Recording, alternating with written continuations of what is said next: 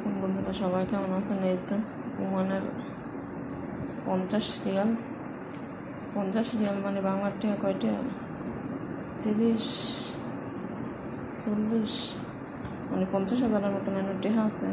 ঠিক আছে, 50,000তে মানে হয়তো 2-1,000 কম হইব, হয়তো 48,000 আছে না। মানে কালকে আমার বেতন দিছে, মানে 200 রিয়াল 2 মাসের 10,000 দিকে। খালি কয় বেতন বাড়াইব, বেতন তো আর বাড়ায় না। ঠিক আছে, এই আজকে যাম ওইটি হলে মার্কেট করার লাগে। সবাই আমার লাগে দোয়া করবেন যাতে আমি ভালোবাসি দেশে যাই পৌঁছাতে পারি। ঠিক আছে, আর সবাই আমার ভিডিওটা শেয়ার দিবেন, আমার পাশে থাকবেন।